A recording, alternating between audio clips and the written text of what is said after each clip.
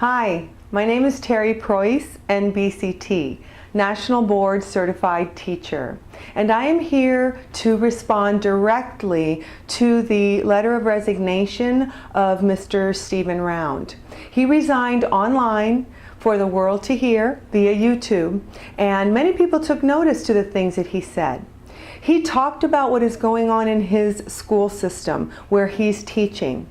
He spoke about the overabundance of testing. He talked about how teachers can't teach creatively. He talked about how he felt that his efforts to teach were being thwarted by laws and rules and regulations that were beyond his control. He spoke about children who have to sit quietly in their classes, and these children have to walk quietly in the halls. And then when they go to lunch, which is their first time to speak, sometimes they have what's called silent lunch, and they aren't even allowed to speak there.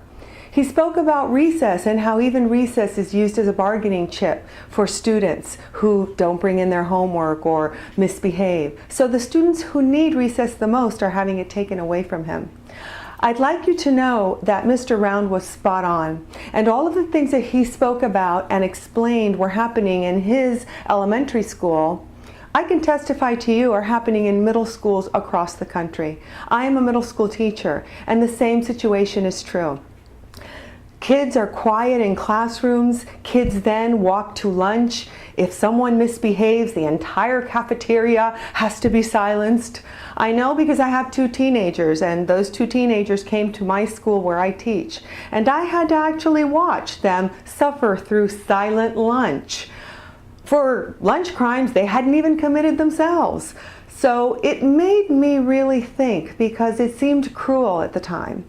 And I think it is cruel. I think that to think that children who need to move and laugh and play can be sitting quietly through an entire lunch period, which is their one and only chance to freely speak, is a little unreasonable.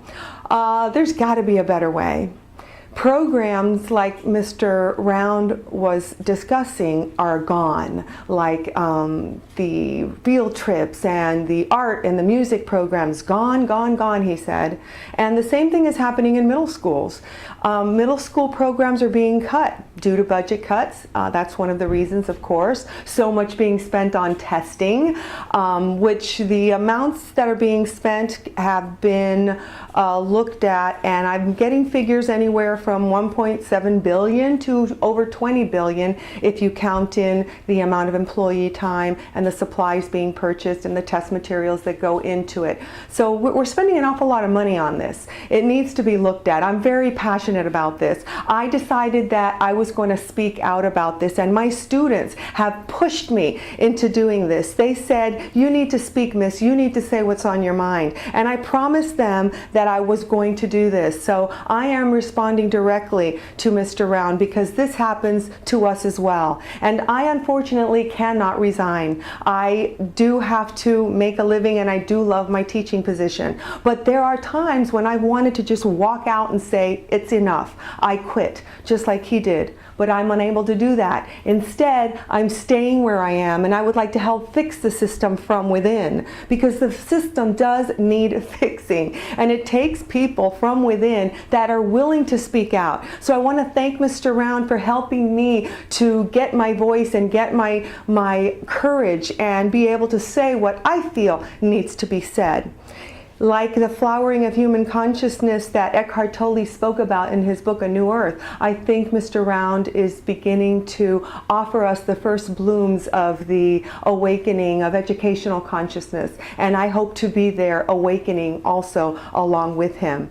I tried reading the letter that I had written to Mr. Round, and it sounded a little boring to read online, so I'd rather just ad-lib portions of it. So I am going to make a series of small segments so that I can respond directly and let you know, Mr. Round, as well as anyone in the educational community who is listening, any parents or any students, that we do need to speak up, and we do need to let people know what really is going on.